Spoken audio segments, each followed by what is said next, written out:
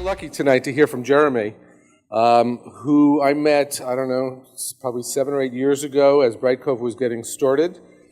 I was just thinking about Jeremy. I don't know if you remember who introduced us. It was wacky Jason Calcanis said, I think it was Esther's conference, and that was a good introduction. And I met Jeremy and said, this is one, as you will see, this is one smart guy who has thought about business models upside down, inside out in the video space. Jeremy did not have a tough time actually getting Brightcove funded along the way. He may see it a little differently because it's always hard to raise money, but he raised a ton of it in several tranches, which is one of the things that, in addition to his skills, that made Brightcove the success it is today and sets it now as a public company it is the dominant player in the video enabler space, and it will just grow from here because it has that advantage. It has always had the advantage of financial resources, which attracts talent, and Jeremy attracts talent as well in a very big way. I think of a couple of things I've learned from him. Are you interviewing Jeremy, or does he just get to talk, Bambi? He's just going to speak? You don't get to grill him? What fun that would be. No, I wouldn't because we're friends. So it's interesting. Jeremy is, and I don't know that I would have known this until I looked in the papers. He's a product of Montessori, which is, I think, interesting. Those of you who are products of experimental or different kinds of schooling, I am as well. We're a different breed, and I would say that Montessori, as I know it, actually teaches entrepreneurship because you kind of find your own way. People tell you can't do that, not that you're insubordinate, but you think you can do maybe anything, and I think that's part of what it takes to be an entrepreneur. He's got that in spades. I can tell you as a board member, and I think the best board members are the ones that give advice and then say to the CEO, listen, you run this place. We only come every once in a while to be a sounding board, if anything else. And I think Jeremy has played that as well as any company I've been involved with. So I think that as you ask him questions, starting from nothing, which is an awesome thing that he did, creating the most interesting company in the video enabler space, and now that has over 300 people at work and serving thousands of customers. How do you do that? Especially when it's early. Now video seems so normal, but back then it was not normal at all. So he was seeing things, as he continues to do, that others did not. And I think you should quiz him on that. Why is it? What is it about someone like him that sees what can't be seen? Secondly, something that kind of resonates with me, because Jeremy is also, I believe, the true, things that are awesome have lots of inventors, but as I understand it, Jeremy is or clearly one of the team leads in inventing Flash, which has been awesome. Then one day, I don't know, about a year or two ago, Steve Jobs said, I don't really like Flash on my products. And I remember Jeremy's view of that, because most people would say, man, that's my baby, that sucks. Jeremy said, no, that's an awesome opportunity because it's going to make the video enabler space more complicated. And for Brightcove, that's a good thing. Obviously, we don't try to complicate an ecosystem, but if an ecosystem is complicated, you take advantage of it.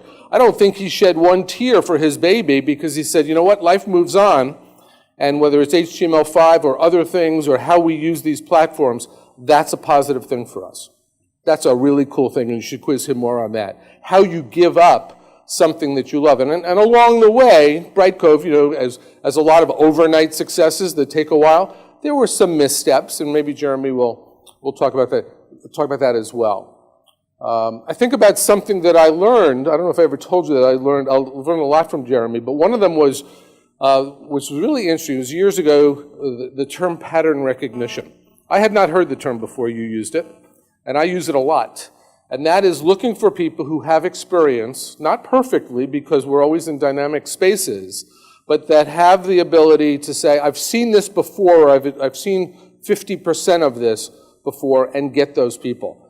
That was really a strong one for me. And the other one that has lived with me that I've taken to other companies, after selling about, I did 10 different boards, and I took a lot of what I learned in all of them to others. One that I loved that Jeremy did, and I think it's a large part of Brightcove's success, in the early days, he only hired the best. And the way that's one thing, we all said we only want to hire the best, but he did it by saying, we're going to do that financially. And he hired people in the top 25th percentile, and we paid them. We knew then what those numbers would be. We would pay more, we would get the best people, and the best people perform that much better. So while you're paying a little more, I think, and Jeremy's proved it with what he's achieved, is you get an order of magnitude better work, better performance, attract better people all along the way. So you're about to hear from a very awesome entrepreneur who, as Bambi has said, and as she's had on the stage, has had tremendous success, lots of twists and turns. And with that, let me introduce my friend, who I still hold all my Brightcove stock, which is only going to go up, but my friend who's going to make me rich, Jeremy.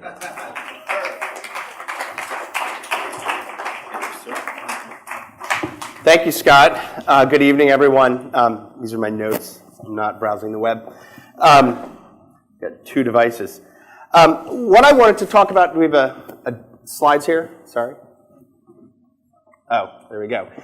What I wanted to talk about tonight is sort of what I think about as lessons in building great companies. I'm going to talk to a lot of different themes that just constantly come up as you build companies across a lot of different dimensions: people, capital, competition, M&A, firing people, all kinds of dimensions that I've encountered in my first company, which became a significant public company inside Macromedia, and then obviously with Brightcove, which Scott is intimate with.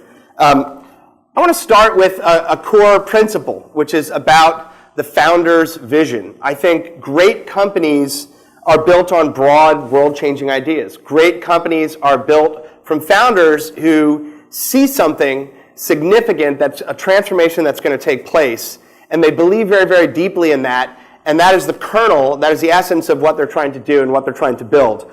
In my case, in 1994, I had the vision that the web could be an application platform, like an operating system, that you could build really rich interactive software applications on the web. And with Brightcove, I had the vision in 2004 that video would become a ubiquitous content format, that every institution on the planet was going to publish video, and that it would touch consumers on their television sets, not just on their personal computers and other devices. So that core kernel vision is, I think, really, really key. But I think also with that vision is setting an expectation with the people that you recruit, with the investors that you go find, and the capital that you raise, that this is a long-term vision. A lot of folks have a vision and they expect it to be realized overnight. I have a general rule that any good idea takes about 10 years to execute. And so in building my companies, I've always said to the first employees, to the first investors, that this is a 10-year project. We're not going to succeed in 2 years. We're not going to succeed in 5 years. It's really anything of significance, I believe, takes about 10 years to complete.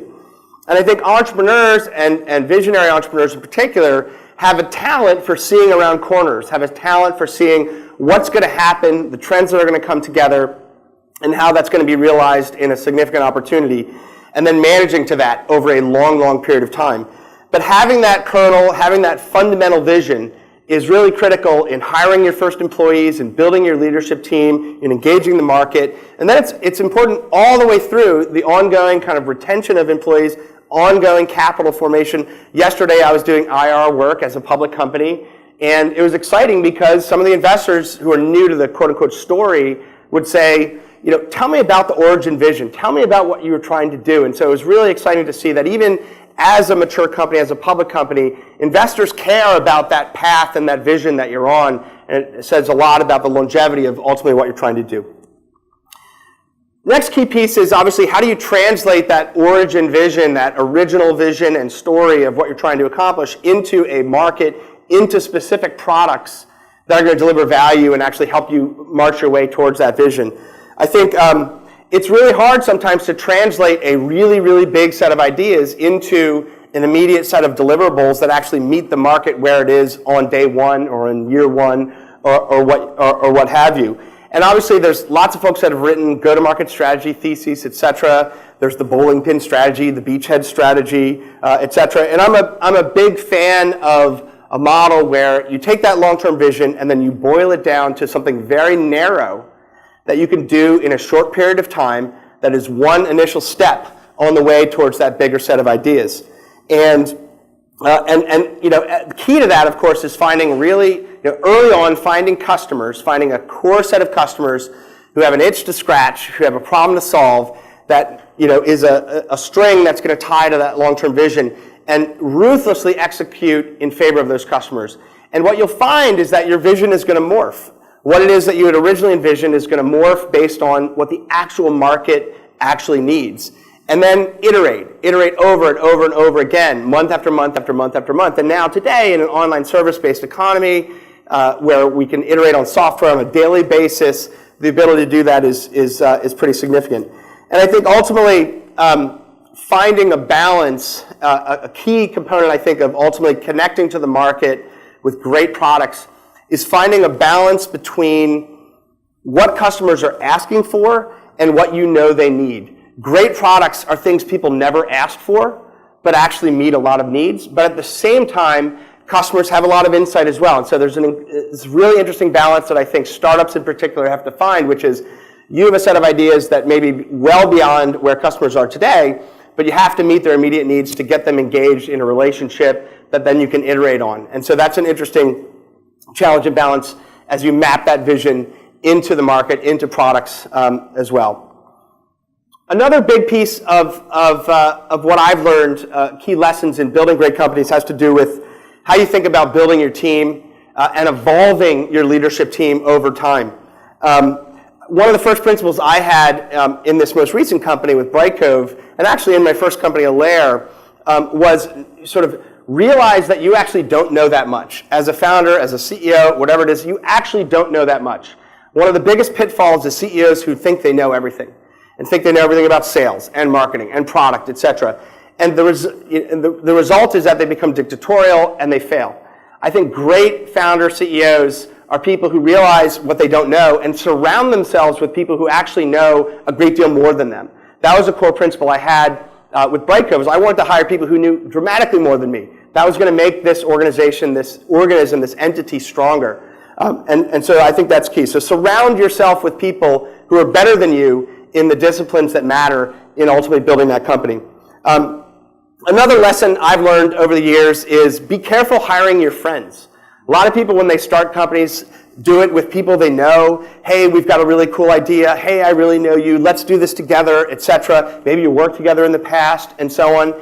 That is not necessarily the right strategy. There's something to that friendship, which is you've got loyalty and you have trust, and that's important in any business institution. But I believe ultimately that is a challenge because what you'll find is that you're likely to let those people down later. You're likely that those people will not be the right people. They weren't the people who knew more than you. They weren't the right people for ultimately what you were trying to do, and then you're going to let those down.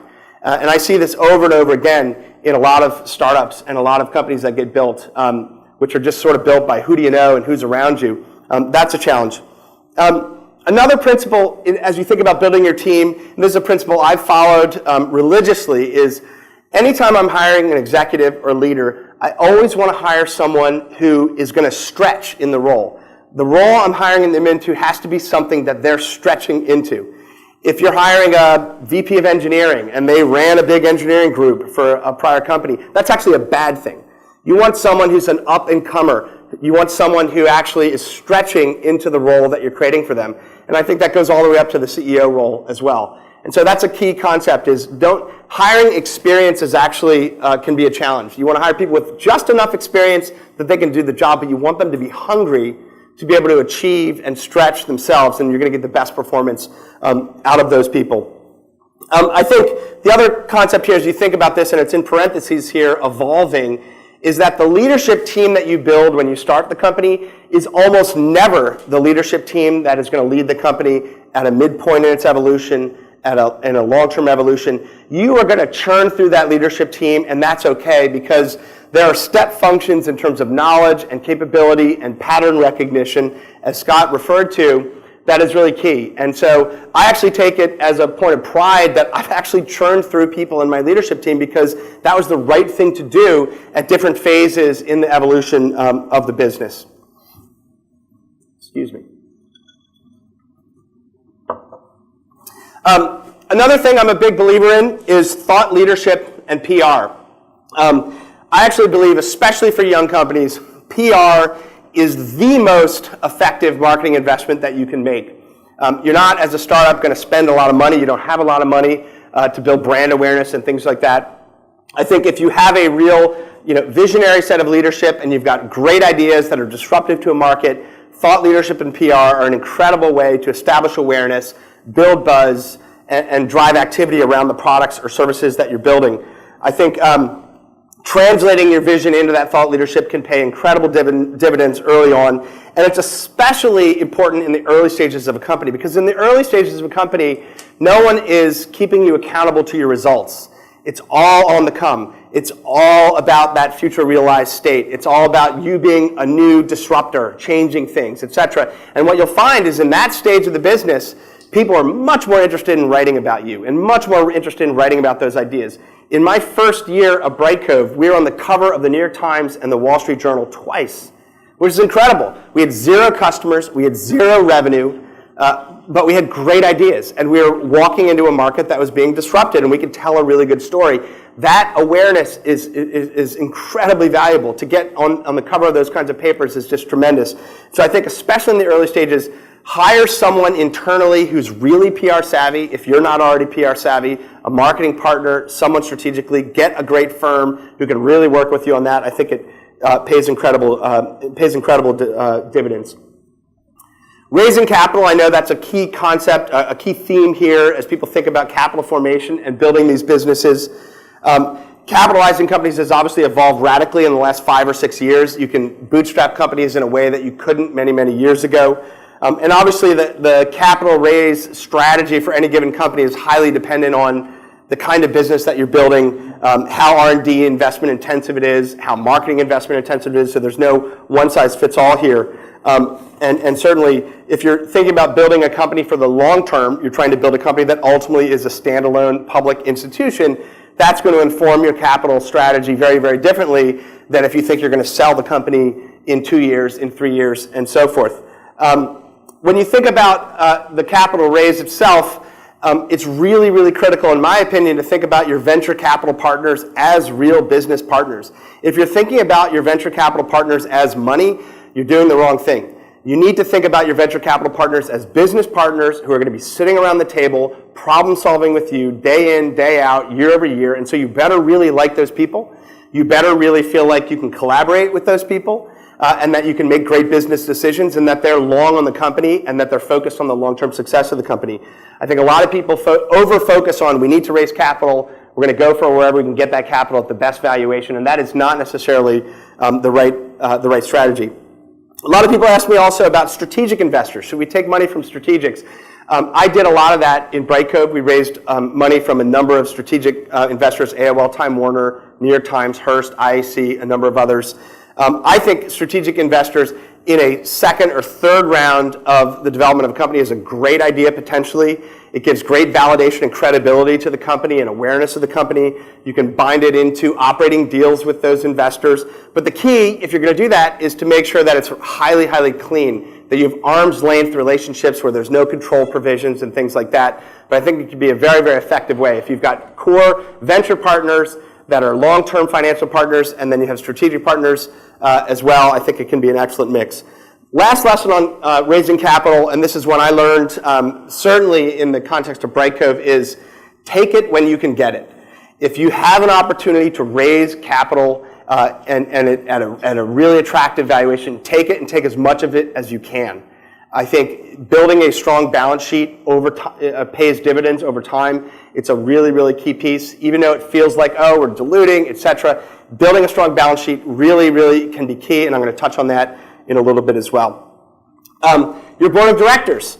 I have a few principles here. Keep it small. I think especially for private companies, you don't need a big board of directors. You've got a couple investors and a couple of independent people. Limit the amount of management team members on that, maybe one yourself as a founder. I think it's really important for that to be a small, intimate group so that you as a CEO can manage it really, really effectively. Which leads to the other point, which is that ultimately the job of the CEO is to manage the board. It's not for the board to manage the CEO. And Scott, I think, touched on this. I've always thought of it that way. I'm managing the board. I'm managing their expectations, I'm managing them to the outcomes that I want, and that is very much the case. I think as you become a much larger company or a public company, that starts to shift and the board starts to manage the management a little bit more because the accountability to the public markets change that dynamic a little bit. I am a fan of adding a little bit of star power and Rolodex power to a board, but not in an excessive way. So if you can find one board member or two board members that have great brand value and who have great Rolodex power, I think that's effective as well. Hiring and firing. Hire slow, fire fast. Take your time hiring great people. Take your time finding the right fit for what you're trying to do. It will pay dividends. It will in opportunity cost, in lost time, and in productivity. But when you find someone and you start to have questions about them, don't give it more than a couple of quarters, fire them. I think it's a really key concept. Let people roll way too long, and then that eats away at your credibility and eats away at the success of the organization. I think related, as you think about building the culture of your company, I believe very much that the first 50 people that you hire sets in stone the culture of the company that you're going to build. And so at Brightcove, we have this concept, and this is a bit, sort of simplistic as I describe it. We want to hire people who are really smart, who are really nice, who you like to work with, and who work really hard and get things done. Very basic principles. And it's interesting, many, many years later, we survey our employee base, and we have them use one-word keywords to describe the company. And then we create a tag cloud out of it to see how people describe it. Smart, nice, hardworking, all show up as core concepts in the culture. And that's because we focused on that in the first 50 people. I think it is huge in terms of setting the long-term culture of what you're trying to do. Another component of hiring and firing, A players are great. We all want A players. As soon as you hire a B player, they're going to hire C players. B players hire C players. C players hire D players. It starts to erode. You have to get them out as quickly as possible. As soon as you start seeing B player activity, you have to fire them. You have to continually focus on the people who are going to always hire, people who are excellent and excel. I'm also a big fan of I don't know if it was Lee Iacocca, whoever it was, the 10% rule. Which is that you ought to be thinking about trimming 10% of your company every year. And we've done that over the past 5-6 years. It's not all at once. It's not like every December you sit around and you say, okay, this is the 10%, we're going to lay them off, etc. It's an ongoing process. You need to be looking at your turnover data, and you need to be thinking about the fact that you do make poor hires, you do make poor decisions on that, and it's a good process to be constantly grafting and evolving that organization, and I'm absolutely a big believer in that. Related to this is sort of what do you do in managing through a downturn? Many of us have gone through 2008, 2009, 2001, and multiple generations of downturns. You cannot take for granted that you're going to be in a favorable economic environment, and things can turn incredibly fast. And a lot of times when things turn incredibly fast, companies tend to be myopic. They think, oh, well, it's not really going to affect us. We're not really feeling it yet, etc. And there's a kind of myopia and slowness that happens with that, and then it really catches you, and you get in really, really deep trouble. And so I think when you're experiencing a downturn, you need to act decisively and quickly. And I think as a result, you need to always be paying attention to that 10% rule as well, which is that in a downturn, that's an opportunity to trim the fat, reduce the people who are no longer effective or not significant contributors to the company, and move on. I think the other piece of this, which relates back to capital raise and how you raise capital, which is that balance sheet strength matters. When I raised $60 million in a Series C in January of 2007, I didn't think that the economy was going to collapse a year later or a year and a half later. I had no idea. It turned out to be brilliant, because when the economy collapsed, I had $40, $50 million on my balance sheet. And that allowed my company to sustain itself during a really, really difficult time. And I don't think anyone in this room can predict in any way whatsoever what that broader macro environment looks like. And so take the money when you can get it. Facing competition. This is a big part of building a startup, a big part of building any company over the long run, whether you're Nokia, Microsoft, Apple, Google, whomever it is. Competition is core if you're in a real market with a real customer need. constantly in a new market, in a new business, you're going to face competition. And I think critically, you need to stay really strong and have conviction about what it is that you're doing that's really exceptional and really great, and stay focused on that. But related, be ready to make hard pivots. If you are in a market and you've got a couple of bets that you're making, and one of those bets is facing intense competitive pressure, then you got to be willing to sacrifice that bet. You have to be willing to chop things if you see that as not tenable. When we were starting to build Brightcove, we had a kind of portfolio of bets that we made. We had a lot of capital, as Scott referred to, and that allowed us to make different bets. We built our core video platform business. We built a consumer site. We built an ad network. But it was very clear after 9, 12 months in the market that, you know what, that consumer product, there's no way that we're going to be successful. We feel really good about it, and we think it's really great, and it's growing, and traffic's growing, and all this sort of stuff. It was clear that in the long run, we were not going to be successful with that, and you have to be willing to just axe things in the face of competition and pivot hard. But at the same time, I don't think you should let the fact that large companies get into your market scare you. I've successfully competed against free products from companies like Microsoft and Google and others over multiple companies. We were under constant assault in my first company, Allaire, constant assault at Macromedia from Microsoft. We compete against free technologies from Google in my current company. The fact that there's large companies competing, whether it's with a free product or a commercial product, et cetera, you can't let that scare you. You have to, focus on if you're really unique, you're connecting to the market in a deep and authentic way. I think that you can sustain yourself through that competition. The benefit, of course, of being a young company is that you have agility. You have the ability of being a pure play with a really, really deep focus without a strategy tax. Every large company is trying to balance their investments across all kinds of different strategic needs that they have. And so they're never able to be pure play in their focus and their investment. And so even in my current company, when I look around at large public companies that are dancing around the space that I'm in, when I look at what they're actually doing, they're not doing pure play focused things. They're doing things that are taxed by the existing strategies and products that they have, and you can exploit that to your advantage.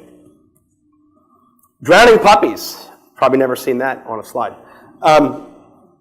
We have a tendency, I think, as leaders, as people building companies and institutions, to treat every new initiative that we have, every new project, every new product effort as a puppy. We think, oh, that's so great, it's so cute, it's going to do so well. We have a kind of myopia about the initiatives that we put into play, but oftentimes harsh trade-offs are necessary, and so you have to be willing on an annual basis to look at the initiatives that you have, the projects that you have in play, look at them hard and say, you know what? That is not working, that team is not working, that thing that we put a bet on is not working. You have to be willing to drown those puppies. This is actually an old EVP of sales that I worked with came up with this phrase, and I was a bit startled at first, like, that's horrible, drowning puppies.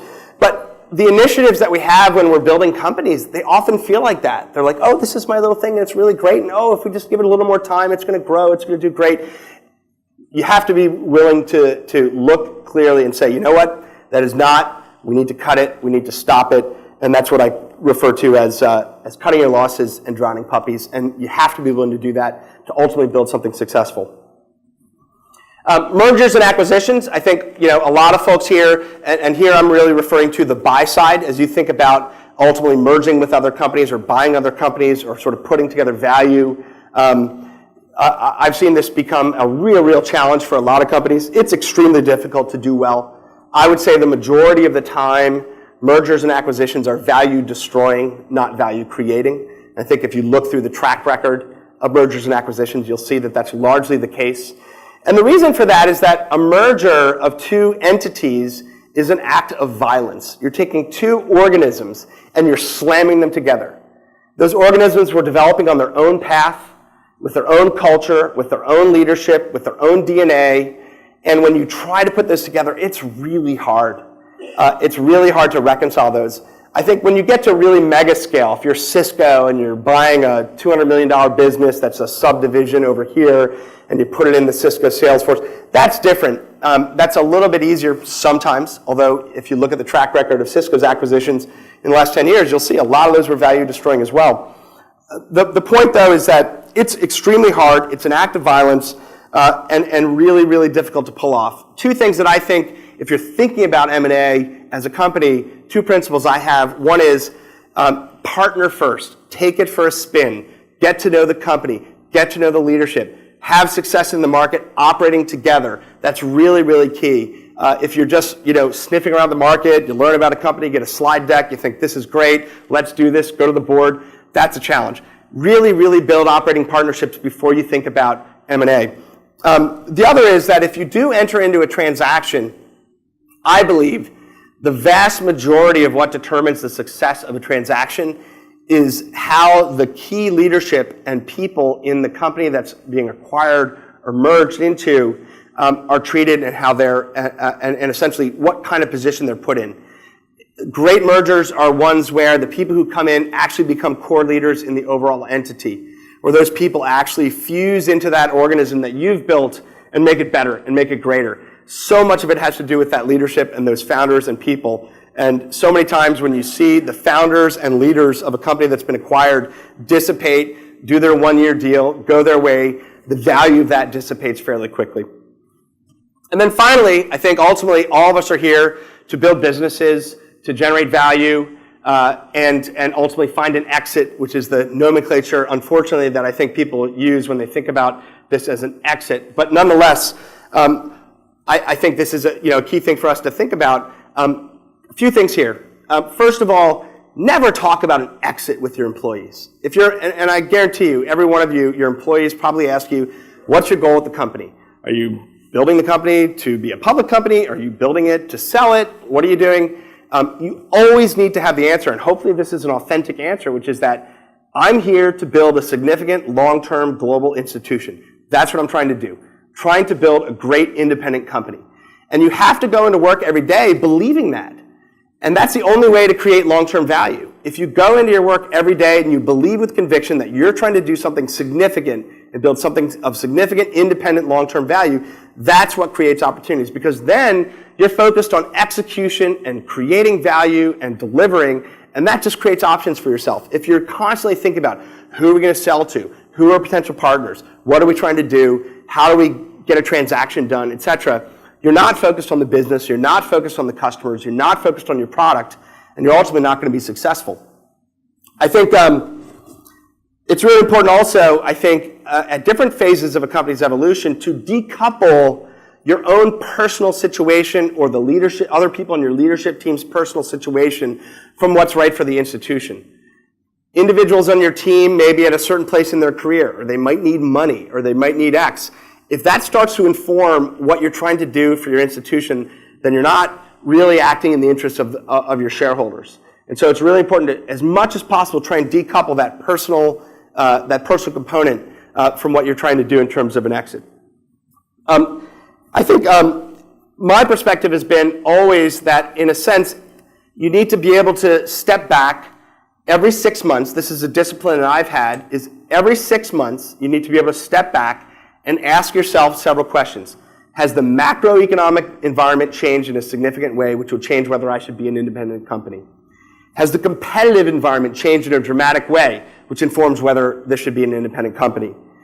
And has the quality of my own team's execution or my own company's execution changed in a significant way, which should determine whether I'm an independent company? And each one of those can inform it. If you realize the market is collapsing, then you might want to sell your company. And that's what happened with my first company, Allaire. We were a public company. We were 100 million plus in revenue. And the market collapsed in 2000, 2001. And we knew we had to merge in order to sustain what we built, that we were going to be much stronger combined than independent in that case.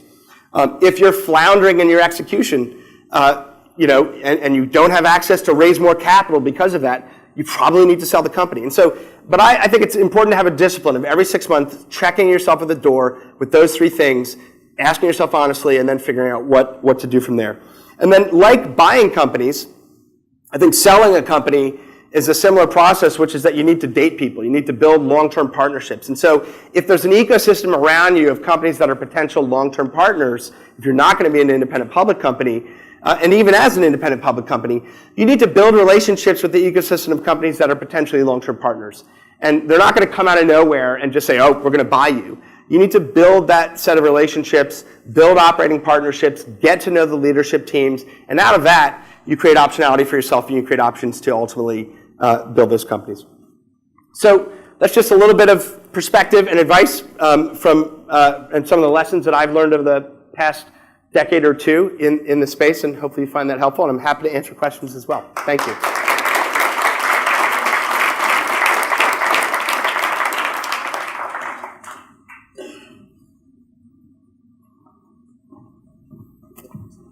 Hi, my question pertains specifically to your world of online video. Sitting where you sit, what do you predict or what do you advise in terms of those of us producing online video content? We see TV evolving into the world of, or converging with the world of video that's online. Right. We see pre-roll that certainly can't continue forever. What are the trends and predictions that you have in terms of monetization for online video? So trends in terms of online video monetization. Well, I think we're still, relatively early in this market. Even though it feels like, oh, there's a big online video market, there's lots of money spent, et cetera. It's still tiny. The amount of money that's spent in online video advertising is a tiny fraction of the amount of money that's spent in television advertising, for example. I think the key here is, of course, that the marketers and the brands that have historically invested in television advertising would love it if they could put that same kind of money to work in an online environment, because they understand the benefit of targetability, measurability, calls to action, click-throughs into actual product offers, other kind of marketing offers that are there. And so there's a very, very clear incremental value. But the scale is still really, really small. I think we're still at a place where today the vast majority of online video advertising is pre-roll ads or simple companion ads, things like that. And it's happening predominantly in personal computers. The amount of video advertising and related advertising that's happening on mobile and tablets is very, very, very small. And the amount that's happening on television sets itself, internet-based delivery of content to television sets, is virtually non-existent. And so, my advice is, you need to persist in building, qualitative relationships with an audience. You need to ensure that the content and the programming that you're offering is available on more and more of these platforms.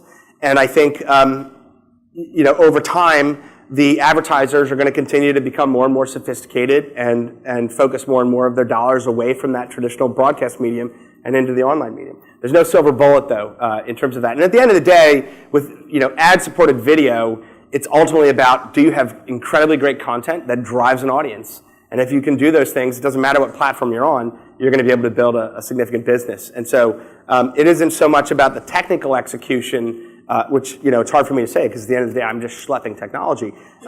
It isn't about the technical execution. It's about having really, really great, compelling content that's driving users and driving engagement as well. So Steve Jobs unveils the iPad. He comes out and basically says Flash is clumsy, slow, too burdensome for the operating system.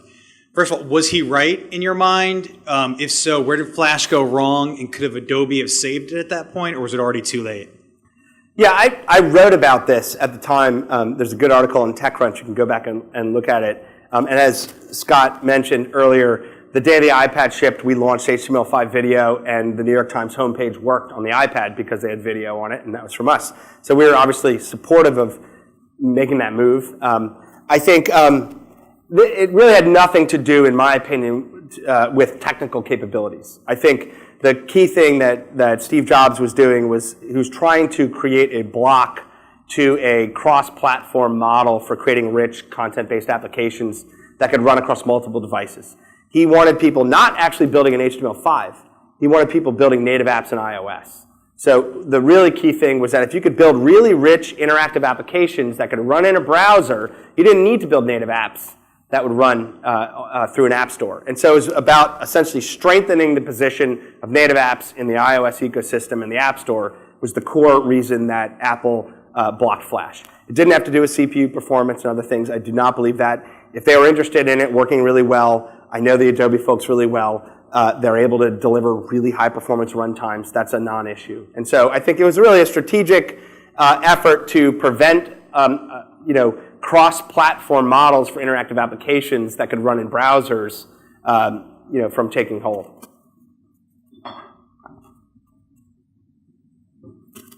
What's changed since you've gone public? What's changed since we've gone public? I have to meet with investors now. That's actually the big thing. The big thing is that now every quarter I have to spend a number of days on the road meeting with investors and communicating with them and so forth. So it's just another constituency that myself and our COO and my CFO have to manage. But it doesn't change much in terms of what you're ultimately trying to do in terms of products and customers and building the business. The other change is the degree of transparency that you can have inside your company changes. And this happens once you file an S1, you're really going into a quiet period, and the amount of information that you can disclose to your employees really shifts. And so prior to that process, we were very open and transparent with our employees about our financial performance, about key goals, key metrics, that kind of stuff. Now you can't do that. You can only do that sort of after the fact, after you've communicated publicly, because all of your employees are shareholders, and so you're under a situation where you can't communicate certain information to some shareholders and certain information to others. And so that's the change. It's the communication and the time that you spend with public investors. But otherwise, not much else changes. It innovates so fast? We're still able to innovate so fast. I don't think it has any impact on one's ability to innovate at all. You can innovate just as fast as a public company, as a private company, et cetera. I mean, it has more to do with the stage of company than whether you're public or private. When you're a larger company, you've got an installed base, you've got customer expectations, you've got to maintain that, and that slows you down because you've got to maintain and meet the expectations of existing customers. Whereas when you're a startup and you don't have customers, you can move really fast because you don't have customers, or you have very few customers, et cetera. And so I think it has less to do with public-private and more to do with scale of adoption of your technology. One more question, I think. Yeah. Hey, Jeremy, how you doing? Great. I heard a lot of horror stories about taking on different rounds of funding. Wondering when you've taken on Series A, then Series B, and so forth, I wonder how much they might have diluted your idea and your focus of where you wanted to take the company, and if they try to interject their ideas and their thoughts of, oh, we should maybe go down this route if we're going to give you X amount of dollars. I didn't have that issue. I think my investors believed in me and believed in what we're trying to do, and they followed that leadership.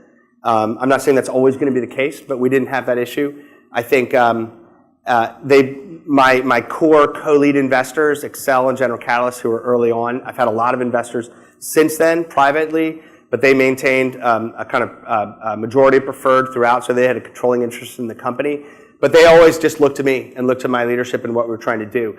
They asked hard questions, they gave really good feedback, they challenged things, they gave advice, but at the end of the day, these were not investors that were trying to shape or mold or project their own ideas and to morph what we were trying to do. I have seen that, though. I've been on boards of private companies, and I've seen that take place, and it's very disappointing. I think it's really important that the board is really deeply supportive of the leadership team until they're really failing. If you're failing as a company and you're going sideways and your financials are going sideways or whatever it is, then it's time to obviously make changes as a board with leadership. But if you're continuing to execute, it's about supporting the vision of the company and what you're trying to do. Great. Thank you.